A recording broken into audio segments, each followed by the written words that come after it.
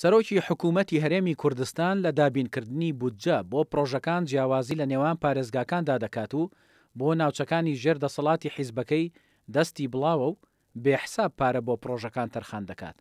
بۆ پرۆژەکانی سلێمانی و هەڵەبجە و ئیدارەکانی گەرمیان و ڕاپەڕین دەستی نوقاندووە و بەشێکی زۆری ئەو پارێشی تەرخان دەکرێت لەسەر بودجەی خودی بەڕێوەبەرایەتیەکانی سنوورەکەیە.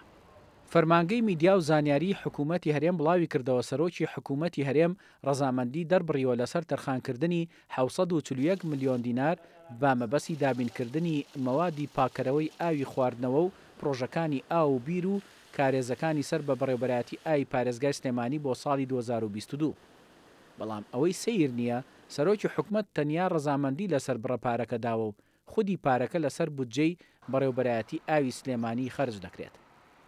بەڵام لە 27 تشرینی یەکەمدا سەرۆکی حکوومەت ڕەزامەندی داوە لەسەر تەرخانکردن و خەرجکردنی بڕی 12 ملیار و 639 ملیۆن و 900 هزار دینار بە مەبەستی دروستکردنی 14 پۆند لە دەوروبەری هەولێر بە شێوەی نەختینە لەسەر بودجەی وەزارەتی کشتوکاڵ.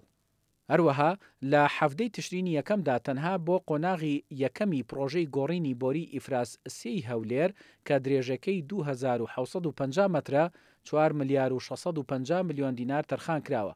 کۆی پرۆژەکەش کە 11 کیلۆمەترە 21 میلیارد دیناری بۆ تەرخان کراوە.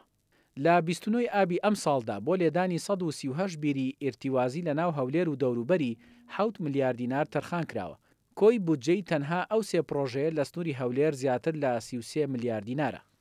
هەرچەندە دانیشتوانی هەولێر شایانی زۆر لەوە زیاترن و دەیان ساڵە لە وەرزی زستاندا دەبنە قوربانی لافا و لە هاوینیشدا لە بێئاویدا دەناڵێنن، بەڵام ئەم دووفاقی سەرۆکی حکوومەت لە تەرخانکردنی بودجە بۆ پرۆژەکان درێژەدانە بە سیاسەتی دوو ئیدارەیی و بەردەوامیدانە بە هەمان ئەو سیاسەتەی کە لە دابینکردنی بودجە بۆ موچەی فەرمانبەرانیش پەیڕەوی دەکات و سنووری سلێمانی دەبێت بەشێکی بودجەی موچەخۆران لە داهاتی سنوورەکانی خۆی دابین بکات.